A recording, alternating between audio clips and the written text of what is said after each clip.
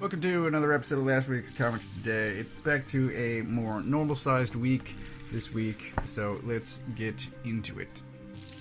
And we're going to start with Barbaric, which I am a huge fan of the first series. There was a one-shot recently with a different artist.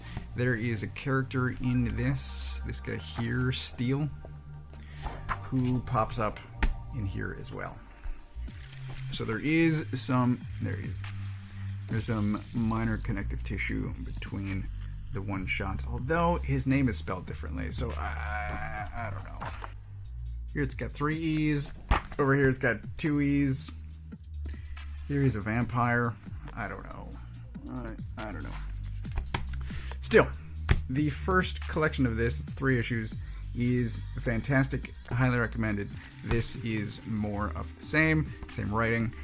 The original artist, which means you get a bunch of stuff like this. Amazing.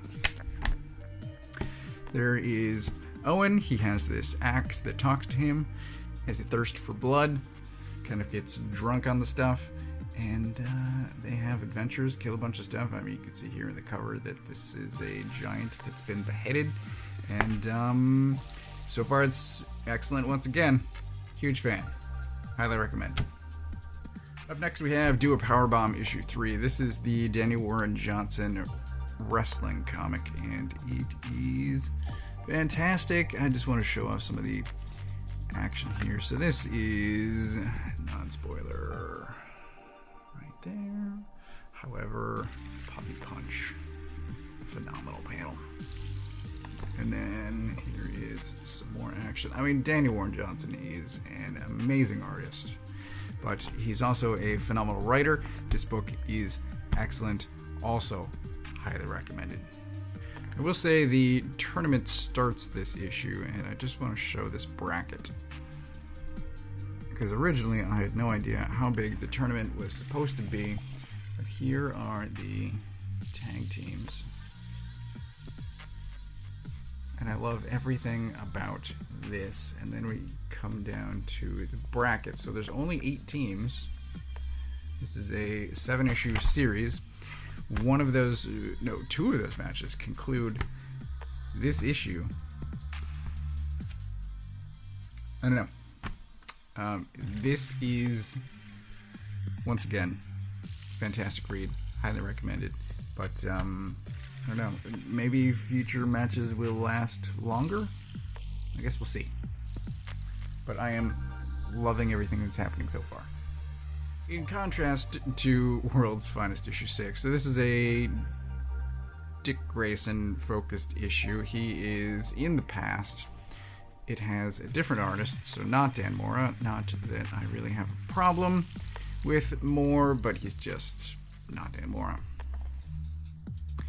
So he's in the past, he has joined a circus, I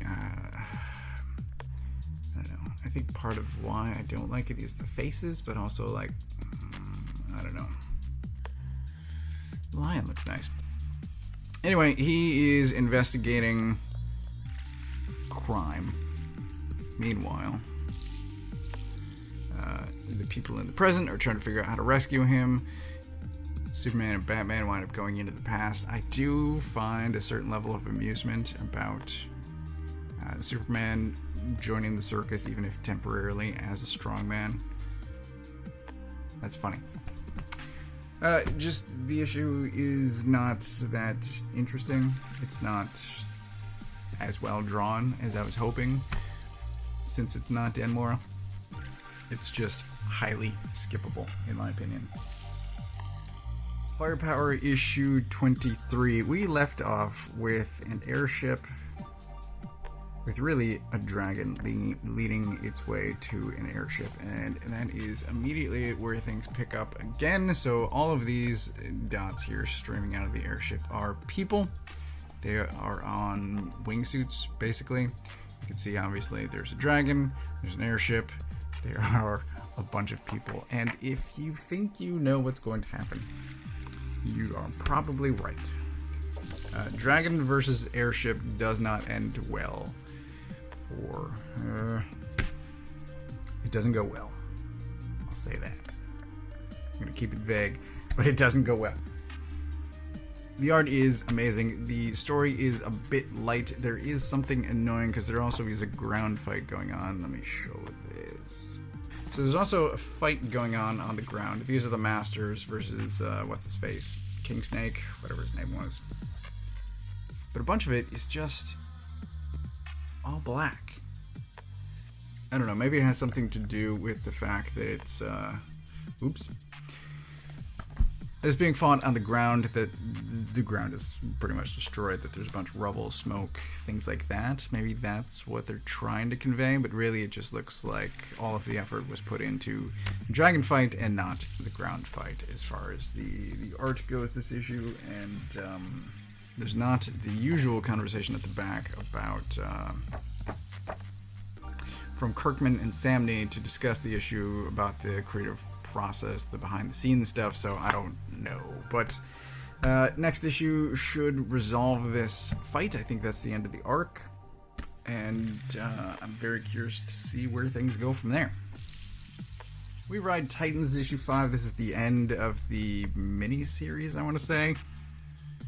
It's always hard to tell with Vault and Aftershock when things are ending or if it's a planned series of miniseries, but we have the end of Robot vs. Robot.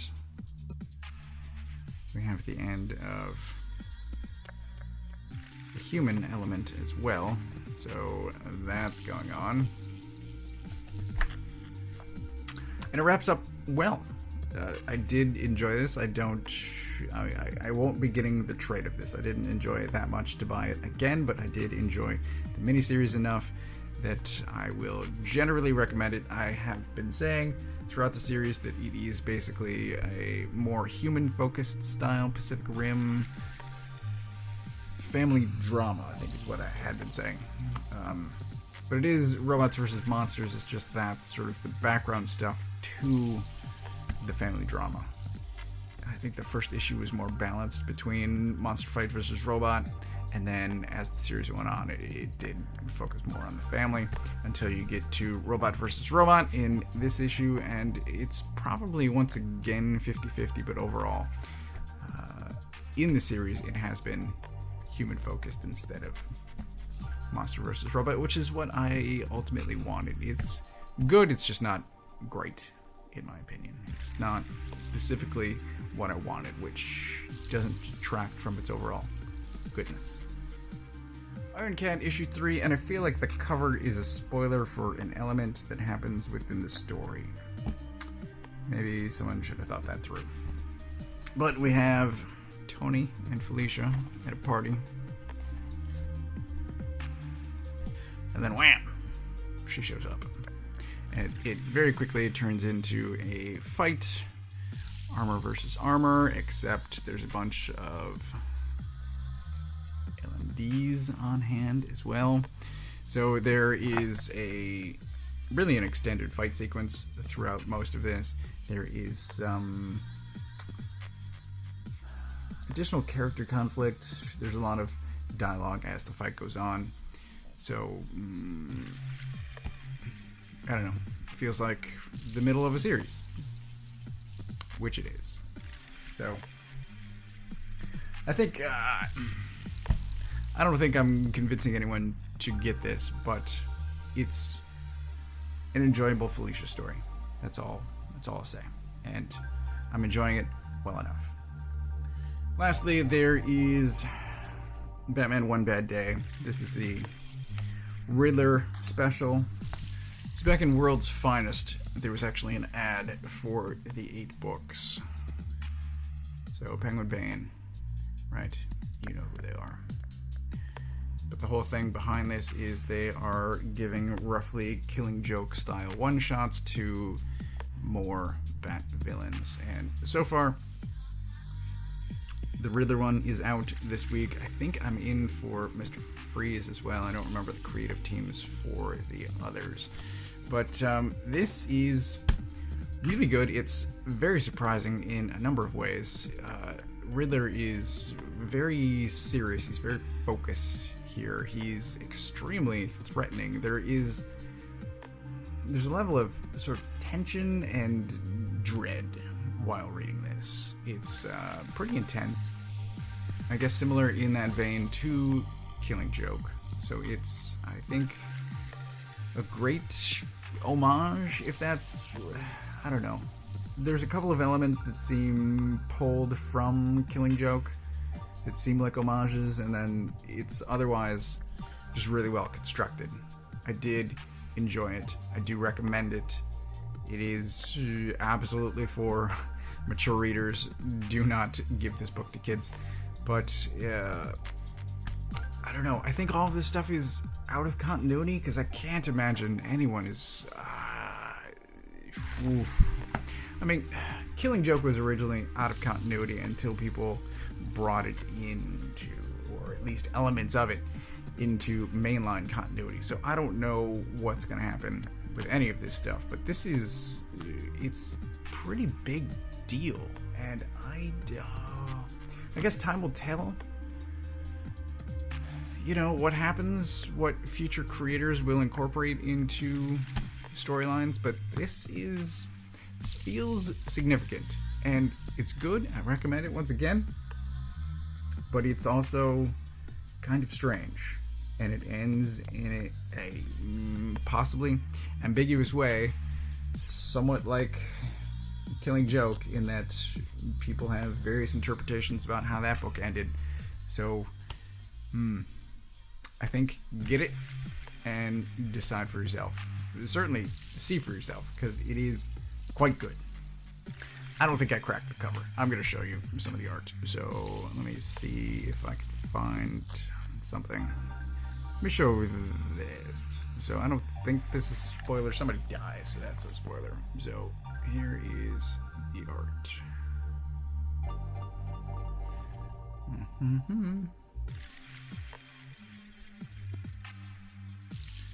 Sad Bruce.